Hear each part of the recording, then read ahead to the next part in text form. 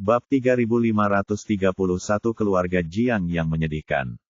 Bah, tidak tahu malu, berhentilah bermimpi, aku tidak bisa menikahimu bahkan jika aku mati. Petik 2. Dia meludahi Ge Sengwen dengan keras, sikapnya sangat tegas. Pergilah ke neraka, apakah kamu berani? Ge Sengwen berkata sambil tersenyum galak, ayahmu ada di tanganku. Jika kamu berani mati, aku akan memotongnya menjadi beberapa bagian. Petik 2. Mata Jiang Yingyue sangat marah hingga dia terbakar. Selama berhari-hari, dia tidak berani meninggalkan Jiang Mansion, dia juga tidak berani mencari kematian, hanya karena ayahnya ada di tangan pihak lain.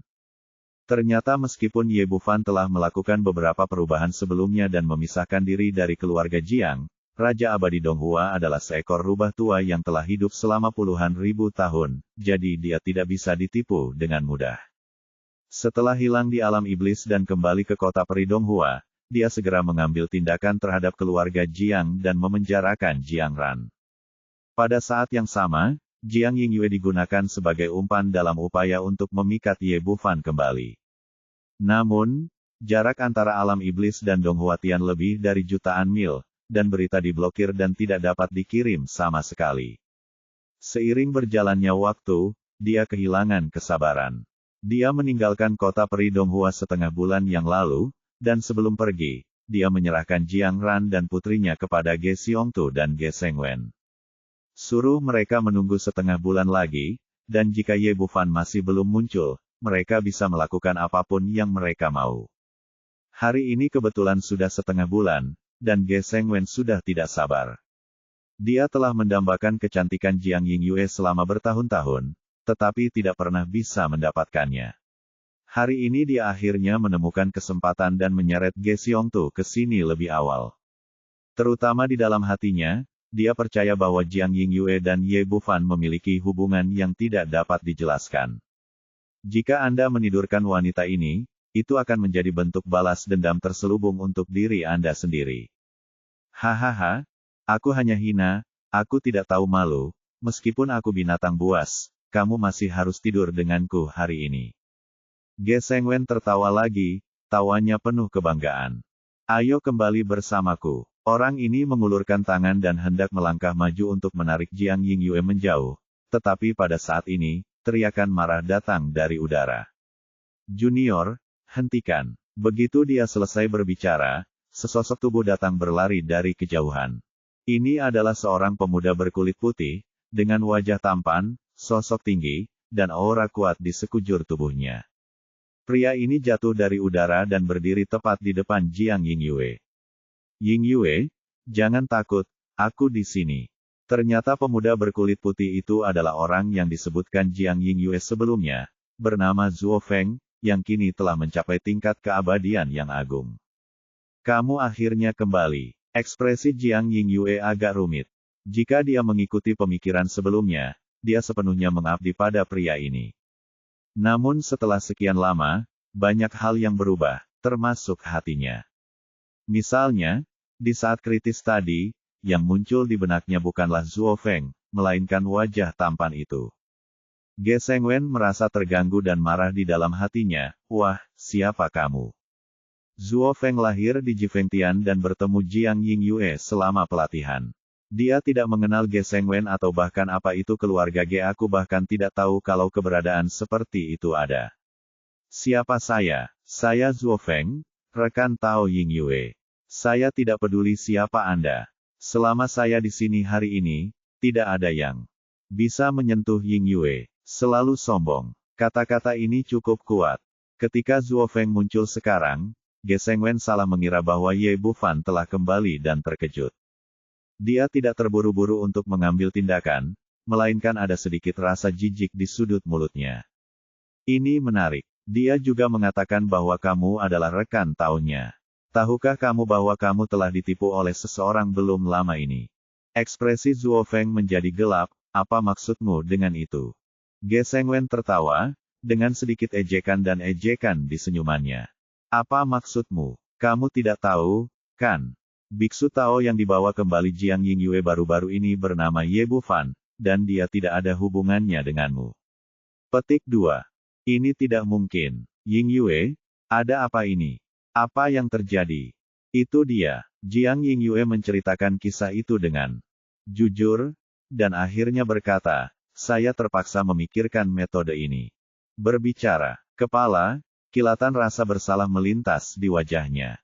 Jiang Ying Yue benar-benar merasa malu, bukan karena pelindungnya, tetapi karena dia merasa hatinya telah berubah total saat ini.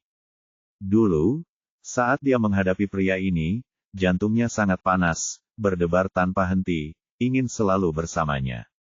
Tapi sekarang sudah tidak ada apa-apa, aku tidak bisa lagi menemukan perasaan yang kumiliki sebelumnya, bahkan wajah Ye Bufan terus bermunculan di benakku. Justru karena itulah aku merasa bersalah dan malu atas perubahan hatiku. Jadi begitu, itu bukan salahmu. Ini salahku karena aku gagal melindungimu. Zuo Feng tersenyum murah hati, tapi jangan khawatir, mulai sekarang, aku akan berada di sisimu dan tidak ada yang akan membuatmu menderita. Saya merasa bersalah. Benarkah? Anak kecil, jangan bicara terlalu dini.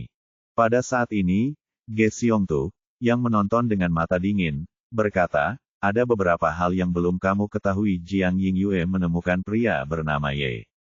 Anak laki-laki itu telah menyinggung Raja Abadi Donghua, dan sekarang Raja Abadi telah memerintahkan dia untuk mati. Jika Jiang Ying Yue mati, begitu pula mereka yang ada hubungannya dengan dia.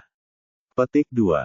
Apa? Zuo Feng percaya diri sebelumnya, tapi setelah mendengar ini, setelah mengucapkan kata-kata ini, ekspresinya langsung berubah. Menghadapi Ge Xiongtu dan Ge Sengwen sebelumnya, dia masih memiliki kepercayaan diri di hatinya. Keluarga Zuo juga memiliki status tertentu di Ji Fengtian, dan ada juga orang-orang kuat setingkat Daluoxian dalam keluarga tersebut. Tapi dia juga tahu betul bahwa keluarganya baik-baik saja menghadapi pria kuat biasa, tapi jika menghadapi penguasa Donghua Tian, keberadaannya akan seperti semut. Jangan katakan bahwa hidup Anda dalam bahaya, jika tidak maka akan membawa bencana bagi keluarga Zuo. Memikirkan hal ini, dia berbalik dan menatap Jiang Ying Yue dengan ekspresi galak. Dasar jalang, aku baru pergi beberapa hari dan kamu menganggapku pria liar. Wanita tidak suci sepertimu sama sekali tidak layak untukku. Mulai sekarang, kita akan disingkirkan sepenuhnya dan kita tidak akan pernah memilikinya, ada hubungannya satu sama lain. Setelah mengatakan itu, dia tidak ragu sama sekali, dan segera berbalik dan lari, jauh lebih cepat daripada saat dia datang, dan menghilang ke langit dalam sekejap mata. Melihat sosoknya yang pergi, Jiang Ying Yue tertegun sejenak, lalu tertawa, senyumnya penuh kesedihan dan ejekan. Pada saat yang sama, rasa bersalah di hatinya hilang. Sebaliknya, dia diam-diam senang karena penampilan Ye Bufan memungkinkan dia melihat wajah asli Zuo Feng. Jika tidak, jika Anda benar-benar menjadi pasangan Tao dengan pria seperti itu, Anda akan menyesalinya seumur hidup. Hahaha, Ge Sengwen tertawa terbahak-bahak, Jiang Ying Yue, apa yang harus kamu katakan sekarang? Kamu terlibat dengan anak laki-laki bernama Ye, dan dia menyinggung Raja Abadi Donghua lagi. Keluarga Jiangmu ditakdirkan untuk binasa. Hanya dengan membungkuk padaku, menyerah padaku, dan menjadi wanitaku kamu bisa berharap untuk bertahan hidup. Pria itu menjadi semakin bangga saat dia berbicara, dan dia mengulurkan tangannya untuk meraih Jiang Ying Yue. Kemarilah. Tapi begitu dia mengulurkan tangannya, cahaya pedang tajam melintas di depan matanya, dan kemudian ada rasa sakit yang menusuk hati di lengannya, dan tangan bodoh yang baru saja dia ulurkan jatuh ke tanah dalam sekejap. Bab 3532 kembali dengan kuat. Ah! Ge Sengwen melolong melengking, memegangi lengannya yang terputus dan melangkah mundur beberapa meter. Dia mendongak dan melihat sekelompok orang muncul di depannya. Pemuda yang memimpin itu tinggi dan tampan, dengan senyum tipis di bibirnya. Ada 5 wanita berdiri di sampingnya, semuanya mempesona, masing-masing lebih cantik dari yang terakhir. Salah satu wanita berbaju putih sedang memegang pedang di tangannya. Pedang tadi seharusnya dibuat olehnya. Orang bernama Ye sebenarnya adalah kamu, dan kamu berani kembali. Melihat bahwa memang Ye Bufan yang kembali, Ge Sengwen terkejut dan marah, dan mengertakkan gigi karena kebencian. Pada saat yang sama, hati saya merasa sangat ketakutan dan terus mundur. Ye Bufan mengabaikannya dan menoleh untuk melihat Jiang Yingyue di sebelahnya. Peri Jiang, maafkan aku, akulah yang melibatkan keluarga Jiang. Melihat pria di depannya, Jiang Yingyue tidak bisa mengendalikan kegembiraannya sama sekali, dan seluruh tubuhnya gemetar. Di saat krisis, dia tetap muncul di hadapannya. Setelah menjadi bersemangat, dia dengan cepat berteriak. Tuan Muda Ye, tinggalkan aku sendiri dan cepat pergi. Ini adalah jebakan yang dibuat oleh Raja Abadi Donghua, dan kaulah yang ingin mereka tangkap.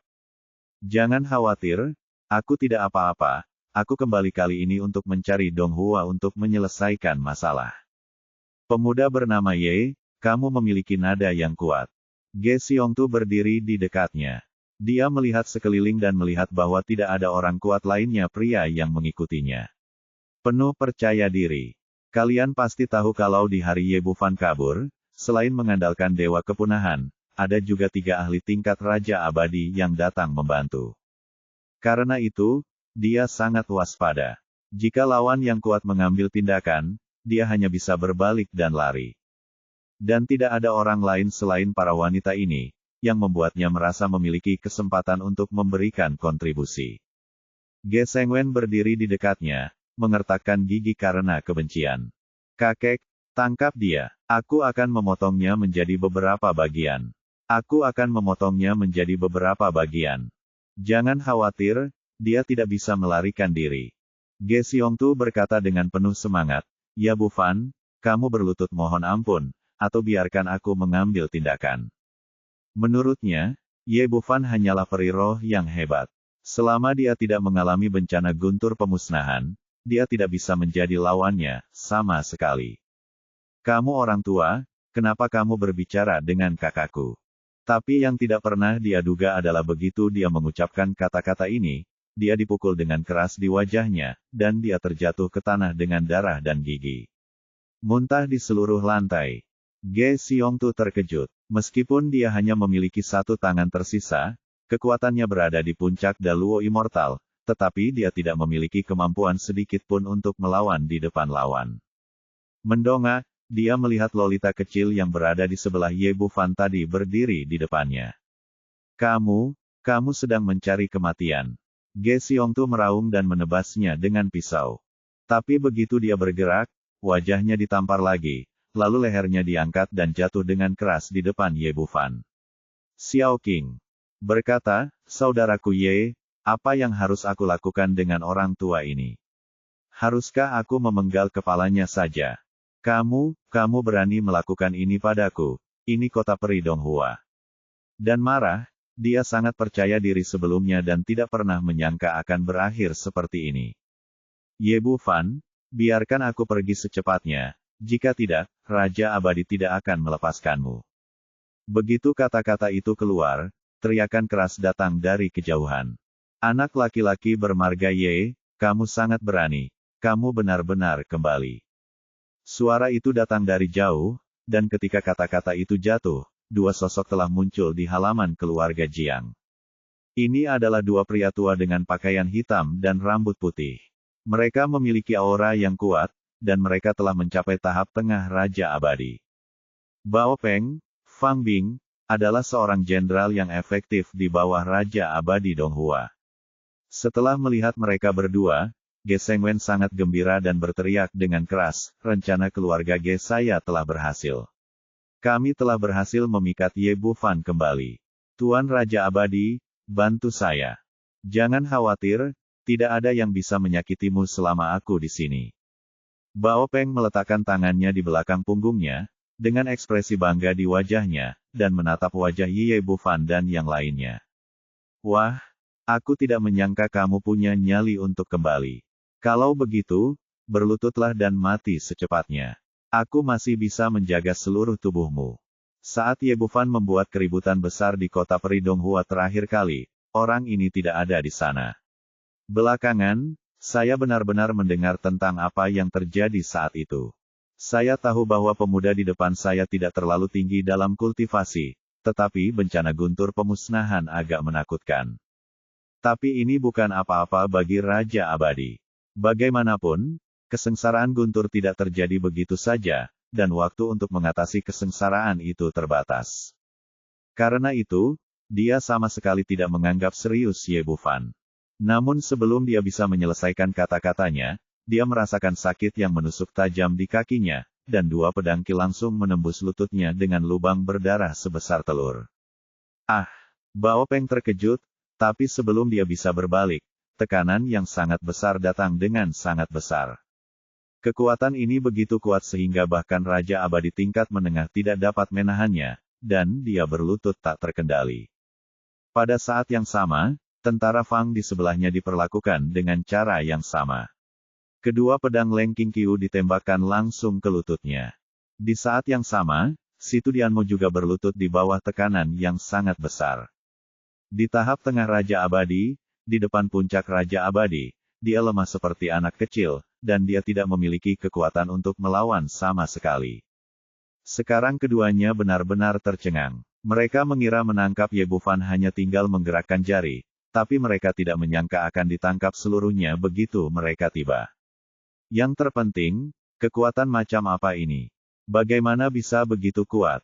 Mungkinkah lawannya memiliki lebih dari satu orang kuat di tahap akhir Raja Abadi? Jiang Yingyue juga terkejut. Ketika dua Raja Abadi itu tiba, dia ingin Ye Bufan segera melarikan diri.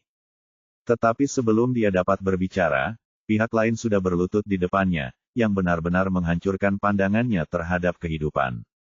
Ini adalah Raja Abadi, makhluk kuat yang dijunjung oleh makhluk abadi biasa sepanjang hidup mereka, tapi dia sebenarnya rentan terhadap Ye Bufan.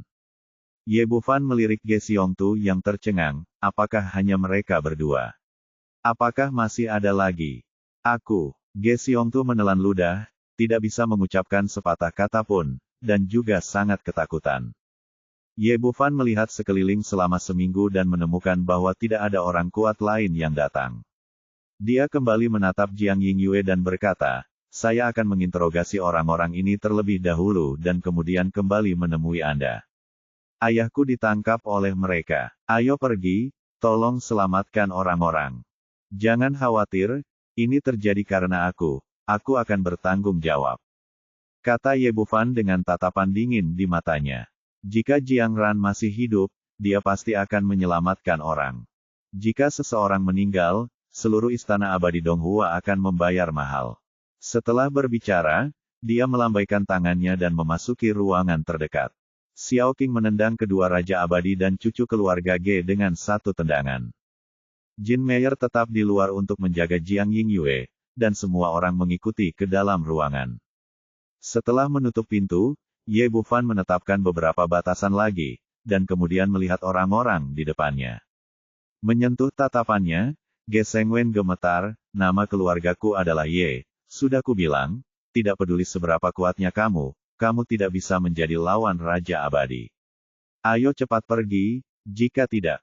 Sebelum dia bisa katakan apa saja, pada akhirnya, tangan kanan Ye Bufan telah ditekan pada titik Bai Hui di atas kepalanya, dan teknik pencarian jiwa mulai beroperasi.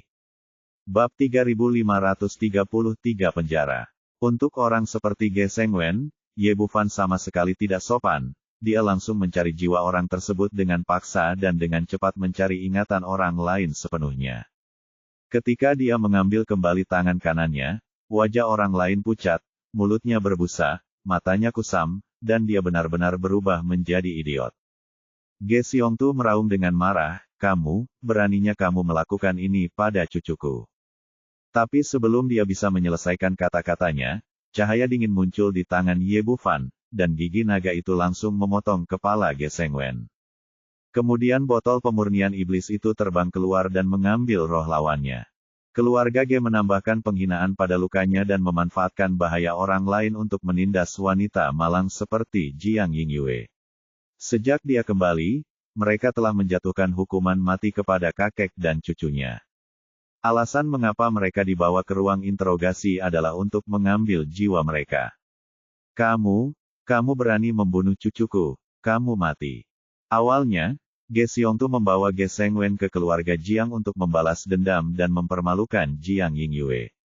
Dia tidak menyangka akan kehilangan nyawanya pada akhirnya, yang tidak dapat dia terima untuk sementara waktu. Orang ini seperti anjing gila yang telah distimulasi, dan dia bergegas mendekat dengan gigi dan cakarnya. Tapi begitu dia bergerak, cahaya pedang di tangan Leng Qingqiu menyala, dan kepalanya sudah terbang tinggi. Kemudian botol pemurnian iblis Ye Bufan terbang lagi dan memasukkan jiwanya ke dalamnya. Ingatan Ge Sengwen telah terbaca sebelumnya, dan kakek serta cucu mereka mengetahui hal yang sama, jadi tidak perlu bertanya pada lelaki tua itu lagi. Kilatan api benar-benar memurnikan mayat Ge Xiongtu dan cucunya, lalu memandang Bao Peng dan Bao Peng. Katakan padaku, kemana perginya anjing tua Donghua? Dia baru saja menangkap ingatan Ge Sengwen dan mengetahui bahwa Raja Abadi Donghua tidak berada di kota Abadi Donghua, tetapi telah pergi setengah bulan yang lalu. Hanya saja status keluarga Ge terlalu rendah, dan dia tidak tahu kemana perginya Raja Abadi Donghua. Bao Peng tersenyum dingin, wah, menurutmu aku akan memberitahumu. Orang ini awalnya ingin menjadi tangguh. Menurutnya, dia masih Raja Abadi tingkat menengah, berbeda dari keluarga Ge kecil. Pihak lain berani membunuh Luo Immortal yang hebat, tetapi dia sendiri tidak berani menyentuh Raja Abadi.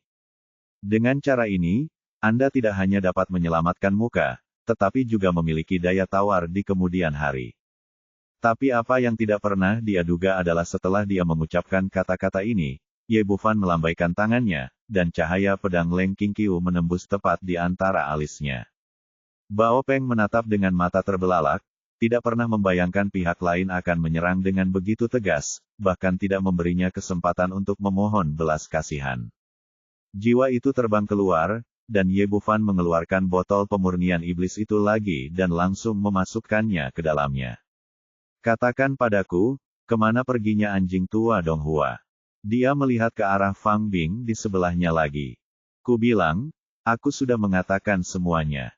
Suara Fang Bing bergetar saat dia berbicara. Metode Ye Bufan telah sepenuhnya meyakinkannya. Dia membawa orang ke Sekte Pedang Cahaya Mengalir. Apa? Setelah mendengar kata-kata, Sekte Pedang Liu Guang, ekspresi Ye Bufan langsung berubah dingin, dan dia dipenuhi dengan niat membunuh. Dia sebelumnya telah mengumumkan di depan umum bahwa dia menarik diri dari Sekte Pedang Cahaya Mengalir agar tidak melibatkan sekte tersebut, tetapi dia tidak menyangka bahwa apa yang dia takuti akan tetap terjadi. Raja Abadi Donghua sangat licik. Bukan saja dia tidak melepaskan keluarga Jiang, dia bahkan berkomplot melawan Sekte Pedang Cahaya Mengalir. Katakan padaku, apa yang ingin dia lakukan ketika dia pergi ke Sekte Pedang Liu Guang? Merasakan niat membunuh dalam kata-kata Ye Bufan, suara Fang Bing bergetar, ini. Aku tidak begitu tahu. Orang-orang pergi ke sana, selain dia. Siapa lagi? Ye Bufan masih memiliki pemahaman tentang Sekte Pedang Cahaya Mengalir. Selain formasi pelindung gunung yang sangat pintar, budidaya Gong Qingxuan juga tidak terduga. Sampai hari ini, dia masih belum tahu ranah mana yang telah dicapai tuannya, tapi setidaknya dia berada di tahap akhir Raja Abadi atau lebih tinggi. Jika hanya Raja Abadi Donghua saja, atau jika hanya orang-orang kuat dari Donghua Tian yang ada di sana, dia seharusnya bisa bertahan untuk sementara waktu. Fang Bing ketakutan, takut jika dia mengucapkan kata yang salah, dia akan dibunuh. Saya mendengar bahwa Qing Wei Tian dan Ji Feng Tian diundang, tapi saya tidak tahu persis berapa banyak orang berkuasa di sana. Ye Bufan tampak murung, katakan padaku, di mana kepala keluarga Jiang Ran? Apakah dia hidup atau mati? Jika kekuatan mental pihak lain tidak terlalu kuat untuk mencari jiwa, dia akan langsung menggunakan teknik pencarian jiwa. Hidup, hidup, masih hidup. Fang Bing berkata dengan tergesa-gesa, dia sekarang berada di penjara Istana Raja Abadi, dan dia masih hidup. Ye Bufan, mengkhawatirkan Sekte Pedang Liu Guang tidak di sini, maka tidak akan ada tanya lagi. Aku sudah memberitahumu semua yang kamu minta. Tolong, biarkan aku pergi kali ini.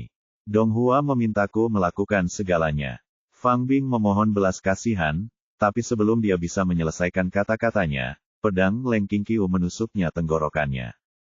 Ye Bufan membawa beberapa orang ke dalam ruangan dan telah menjatuhkan hukuman mati kepada mereka. Sekarang dia telah melihat rahasia botol pemurnian iblis, bagaimana dia bisa membiarkan mereka hidup. Setelah membunuh Fang Bing dan mengumpulkan jiwanya, ada pil lain di dalam botol pemurnian iblis. Sesampainya di luar kamar, Jiang Yingyue segera bergegas menyambutnya dengan ekspresi wajah penuh semangat. Tuan Ye, bagaimana kabar ayahku? Tidak apa-apa, Ye Bufan berkata. Di mana penjara di Istana Raja Abadi Donghua? Bawa saya untuk menyelamatkan orang. Akhir-akhir ini. Mengenai situasi Jiang Ran, dia menangis kegirangan saat mengetahui bahwa ayahnya masih hidup. Dibesarkan di kota Abadi Donghua, dia sangat akrab dengan situasi di sini. Dia membawa Ye Bufan dan yang lainnya keluar dan bergegas menuju penjara rumah Raja Abadi Donghua. Di sudut barat daya kota Peri Donghua, terdapat sebuah gedung tinggi. Seluruh bangunan berwarna gelap dan terlihat sangat kokoh. Semua orang di kota Abadi Donghua tahu bahwa ini adalah penjara Istana Raja Abadi, dan tidak ada yang berani mendekatinya pada hari kerja. Ada 8 penjaga berdiri di depan gerbang, mengenakan pakaian sipir penjara biasa, tetapi budidaya mereka telah mencapai tingkat keabadian agung. Inilah kekuatan penjara ini. Bahkan penjaga paling biasa pun abadi, dan penjaga di dalamnya bahkan lebih terampil. Sebagai sipir di sini, Jingbu, tingkat budidayanya telah mencapai tahap tengah Raja Abadi, dan dia adalah bawahan Raja Abadi Donghua. Di luar sel, terdapat formasi pelindung tingkat 8, yang dikatakan sangat kuat. Perlindungan terhadap formasi kuat dan tingkat tinggi membuat bangunan ini memiliki reputasi sebagai bangunan yang tidak dapat dihancurkan. Ada pepatah di kota Peri Donghua bahwa tidak peduli siapa yang dikirim ke penjara ini, mustahil untuk keluar hidup-hidup. Dulu, semua orang di kota menghindari tempat ini, dan tidak ada yang berani mendekat dalam radius 1 kilometer. Hari ini, sesuatu yang tidak terduga terjadi. Seorang pemuda dan beberapa wanita berjalan langsung menuju pintu penjara dari kejauhan. 8 sipir yang menjaga pintu tiba-tiba menjadi waspada, dan pemimpin sel penjara berteriak dengan keras. Sel adalah tempat yang sangat penting, tidak ada yang bisa masuk. Siapa kamu? Keluar dari sini, atau aku akan membawamu masuk. Tapi tidak peduli bagaimana dia berteriak, orang-orang itu sepertinya tidak mendengarnya dan berjalan semakin dekat. Bab 3534 Mendobrak Penjara Surgawi. Jiang Yingyue mengikuti Ye Bufan ke penjara, mengulurkan tangannya dan menunjuk ke depan, Tuan Ye, ini dia. Apa yang kamu lakukan? Apakah kamu mencoba merampok penjara? Apakah kamu tidak mendengarku? Melihat, tidak ada yang memperhatikannya, pemimpin sipir menjadi sangat marah dan mengulurkan tangan serta mengeluarkan pisau panjang dari punggungnya. Tetapi pada saat ini, Ye Bufan melambaikan tangannya, bukalah untukku. Dia ingin segera kembali ke sekte pedang Liu Guang, tetapi masalah keluarga Jiang harus diselesaikan. Selain itu, ketika dia berada di kota Peri Donghua, ayah dan anak perempuan keluarga Jiang juga memberinya bantuan. Jadi dia sangat ingin menyelamatkan Jiang Ran dalam waktu sesingkat mungkin.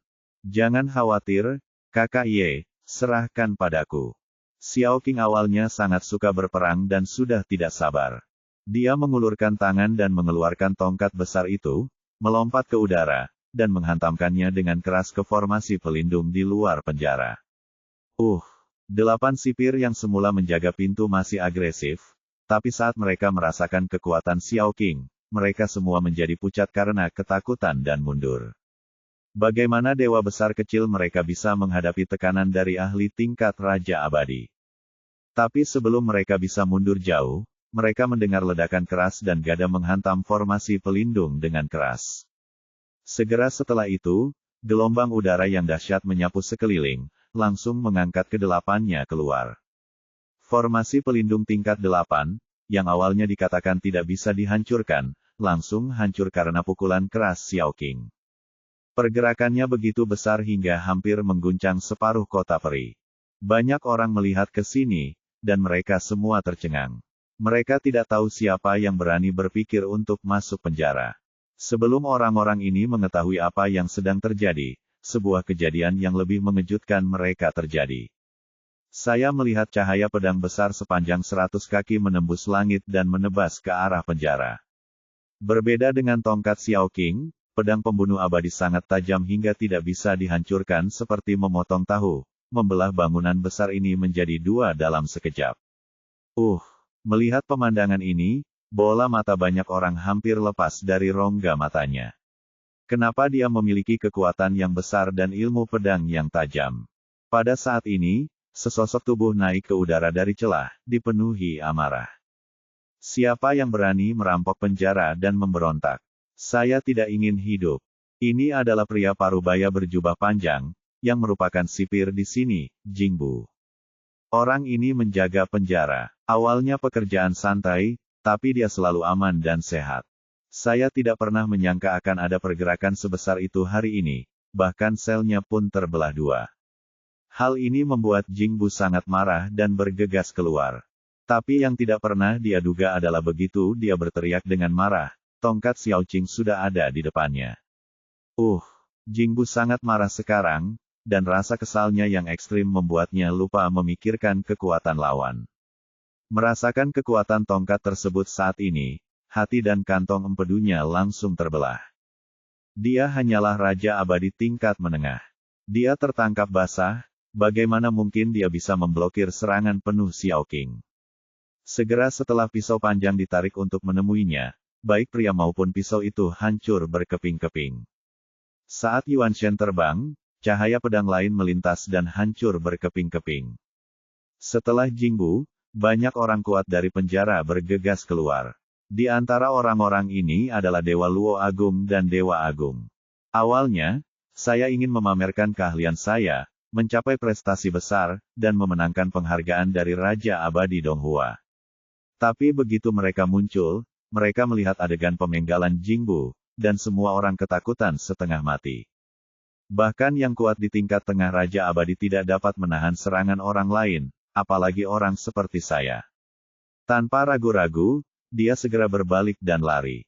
Hampir dalam sekejap, dia melarikan diri dari penjara besar. Sel yang dikatakan paling kuat dengan mudah dipatahkan oleh Ye Bufan saat ini. Dia mengamati seluruh penjara dengan kesadaran spiritualnya, dan cahaya tajam melintas di matanya, berubah menjadi aliran cahaya dan mengalir ke dalam. Penjara yang dibangun oleh Raja Abadi Donghua memiliki 18 lantai. Menurut teori 18 neraka, semakin rendah Anda pergi, semakin gelap dan suram jadinya. Di ruangan gelap di lantai 18, Jiang Ran terbaring di atas tikar jerami berlumuran darah. Pada saat ini, dia bukan lagi kepala keluarga Jiang yang agung. Kultivasinya telah disegel, dan seluruh tubuhnya penuh luka, dengan hanya separuh hidupnya yang tersisa. Di seberangnya berdiri seorang lelaki tua berkulit hitam, yaitu Song Tan, kepala keluarga Song. Dia telah memimpin Song Yunyi mengejar Ye Bufan secara gila-gilaan, tetapi dia tidak hanya terluka parah oleh Xiaoqing, tetapi dia juga menemani seorang cucunya. Dia awalnya adalah orang yang bertekad untuk membalas orang lain, tapi dia tidak punya tempat untuk melampiaskan amarah dan kebenciannya. Mencari balas dendam pada Ye Bufan, apalagi tidak menemukan siapapun, aku hanya tidak memiliki keberanian di hatiku. Tapi sekarang dia akhirnya menemukan target balas dendamnya, Jiang Ran yang putus asa. Ada banyak perselisihan antara keduanya sebelumnya, dan ditambah dengan hubungan Ye Bufan, dia menaruh semua kebenciannya pada pihak lain. Tuan Jiang, mengapa Anda tidak bangun? Di mana Yang Mulia? Apakah Anda tidak menemukan menantu yang baik? Bagaimana Anda menipu Anda hingga menjadi seperti ini? Hahaha. Saya benar-benar bahagia melebihi kata-kata ketika saya melihatnya. Menghadapi Song Tan ejekan, Jiang Ran hanya menutup matanya rapat-rapat dan bahkan tidak melihatnya. Apakah kamu berpura-pura mati? Mari kita lihat berapa lama kamu bisa berpura-pura. Bibir Song Tan membentuk senyuman dingin, ngomong-ngomong, ada sesuatu yang lupa ku beritahukan padamu. Saat aku datang ke sini, Ge Xiongtu itu orang tua membawa cucunya ke keluarga Jiang Anda. Menurut Anda apa yang akan mereka lakukan? Jiang Ran tidak tahan lagi dan tiba-tiba membuka matanya ketika dia menyebut putrinya. Apa katamu? Hahaha, bukankah kamu berpura-pura mati? Song Tan tertawa bangga, sejujurnya, batas waktu yang diberikan oleh Raja Abadi Donghua adalah hari ini. Lihat Ye Bufan, kalian anggota keluarga Jiang tidak perlu ada. Tetapi jika Anda, lelaki tua itu, meninggal, sayang sekali putri Anda telah meninggal. Tapi, Anda bisa menebak mengapa Geseng Wen ingin mengambilnya kembali. Cek, jika putrimu benar-benar tampan, jika hari itu tiba, biar ku beritahu. Haruskah aku pergi dan menghiburnya? Aku sangat marah. Jiang Ran membuka mulutnya dan memuntahkan seteguk darah. Dia pria yang tangguh, tetapi dia bahkan tidak bersenandung setelahnya. Disiksa selama berhari-hari. Tapi orang kuat juga punya kelemahan. Kelemahannya adalah perkataan putrinya Jiang Yingyue. Aku akan membunuhmu. Jiang Ran sangat marah hingga matanya terbakar. Dia berjuang dan mencoba melawan Song Tan, tetapi sayangnya budidayanya terhalang dan dia tidak memiliki kekuatan sama sekali. Apakah hanya kamu? Song Tan tersenyum dingin, sebuah pisau pendek muncul di telapak tangannya, dan dia mengangkat tangannya dan memasukkannya ke dada kanan Jiang Ran. Sialan, jika putrimu tidak menarik perhatian Ye Bufan, bagaimana mungkin keluarga Song kita bisa menderita penghinaan yang begitu besar? Jika bukan karena anak laki-laki bernama Ye itu, bagaimana cucuku bisa mati? Aku ingin menyelesaikan ini, perhitungkan baik-baik. Menurutmu, aku tidak akan membiarkanmu mati begitu bahagia sekaligus. Aku akan memotong dagingmu satu persatu, bahkan jika kamu mati pada akhirnya, aku akan membakar jiwamu di bawah api yin selama 1000 tahun. Song Tan awalnya adalah orang yang kejam, dan sekarang dia melampiaskan semua kebenciannya pada Jiang Ran. Pada saat ini, tiba-tiba terdengar suara keras di atas kepala, dan seluruh sel mulai bergetar dan bergetar. Bab 3535, Membunuh Song Tan. Merasakan getaran di sekitar mereka, Song Tan dan Jiang Ran sama-sama terkejut. Mereka berdua telah tinggal di kota peri Donghua entah sudah berapa tahun, dan mereka sangat akrab dengan segala sesuatu di sini. Mereka tahu betul seberapa kuat penjara ini dan seberapa kuat formasi di luarnya. Karena itu, Jiang Ran benar-benar putus asa setelah di penjara. Dia ingin mati dan tidak pernah berpikir untuk keluar suatu hari nanti. Tapi getaran tadi sangat tidak biasa. Terlihat jelas bahwa penjara sedang diserang. Kilatan cahaya melintas di mata Jiang Ran. Mungkinkah ini Ye Bufan yang kembali? Tapi kemudian dia menggelengkan kepalanya lagi. Sudah berapa lama berlalu? Kurang dari 3 bulan. Tidak peduli seberapa jahat atau jeniusnya Ye Bufan, dia tidak bisa tumbuh secepat itu. Bagaimana dia bisa melawan Raja Abadi Donghua yang telah hidup selama puluhan ribu tahun? Song Tan bahkan tersenyum dingin. Apakah kamu tidak bermimpi seseorang akan datang untuk menyelamatkanmu? Biar ku beritahukan padamu, bahkan jika seseorang datang, tidak mungkin untuk mendobrak penjara ini. Jangan lupa bahwa ada pelindung tingkat 8, formasi di sini, dan tak terhitung banyaknya tuan dan Raja Abadi yang menjaganya. Belum lagi manusia, bahkan seekor lalat pun tidak bisa terbang masuk. Orang ini berkata dengan masuk akal, dan tiba-tiba sebuah suara dingin datang dari belakang. Benarkah? Tapi aku baru saja masuk. Song Tan tidak menoleh ke belakang, dan ketakutan hanya dengan mendengar suaranya. Dia sangat akrab dengan pemilik suara ini. Dia adalah orang yang paling dia benci, Ye Bufan. Tapi bukankah pihak lain ada di alam iblis? Bukankah kamu diinginkan oleh Raja Abadi Donghua? Bagaimana itu bisa muncul di sini? Dia menoleh ke belakang dengan keraguan dan melihat wajah tampan Ye Bufan. Bagaimana bisa kamu yang bermarga Ye? Setelah memastikan bahwa itu adalah Ye Bufan, Song Tan semakin terkejut. Bukankah ini penjara yang tidak bisa dipecahkan?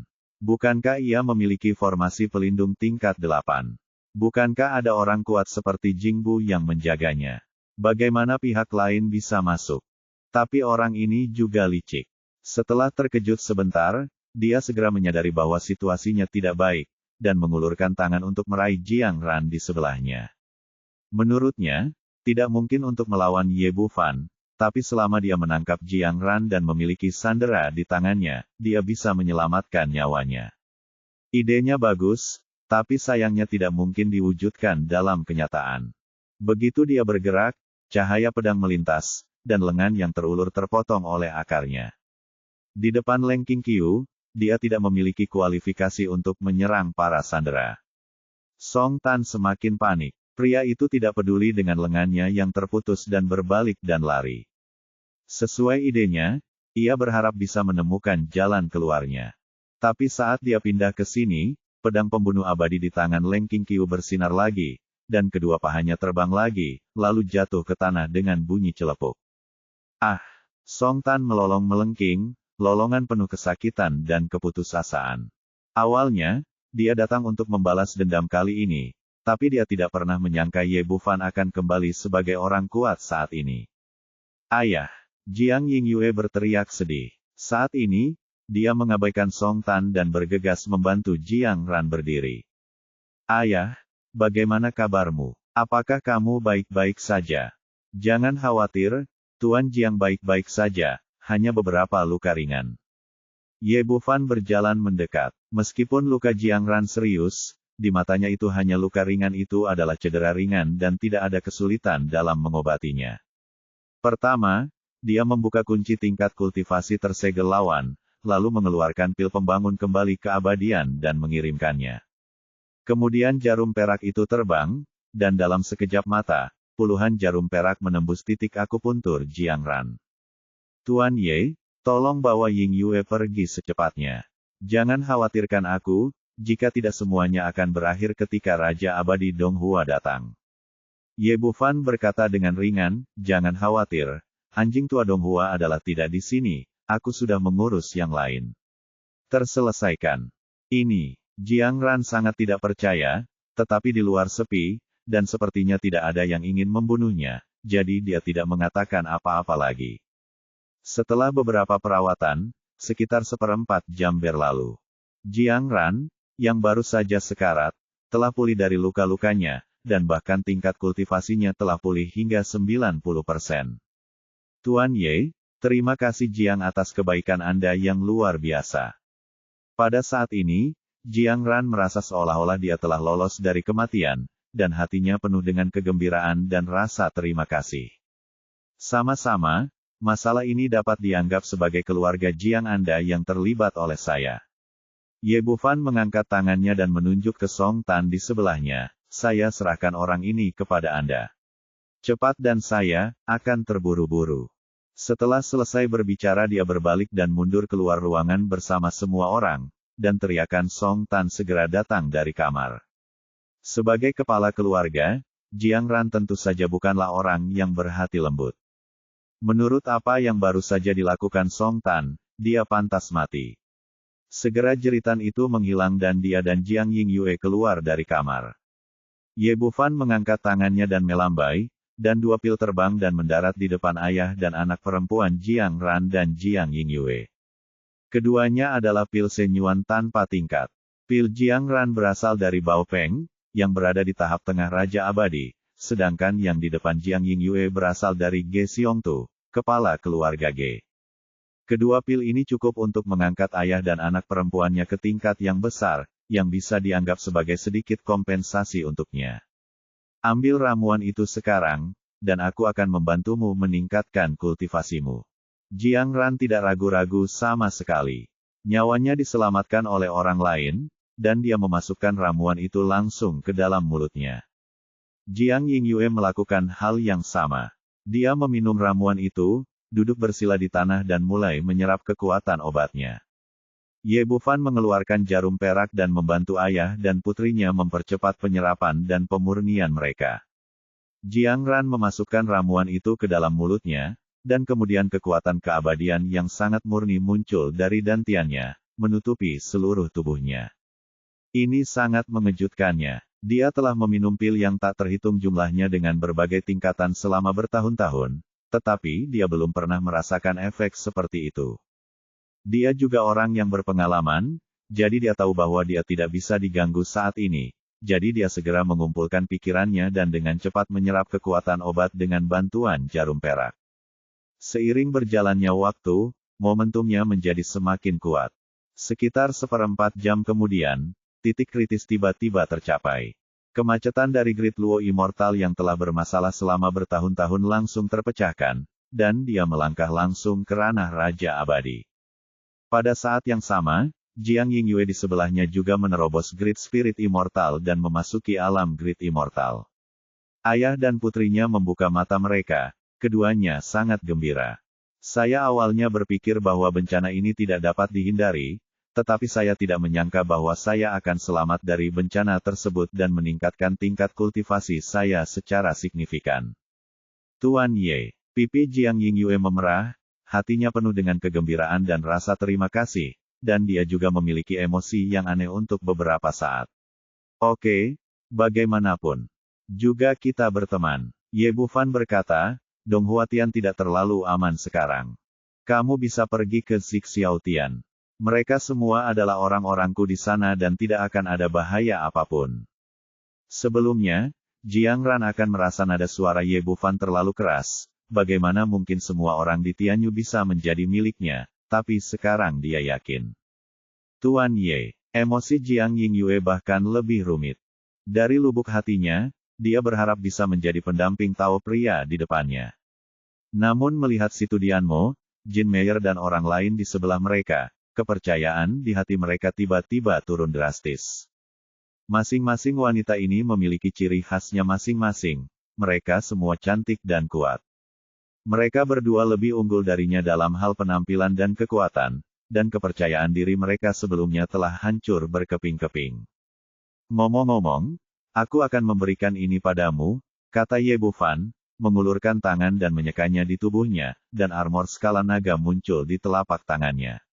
Benda ini bisa menahan serangan Daluoxian, tapi sekarang tidak ada gunanya baginya.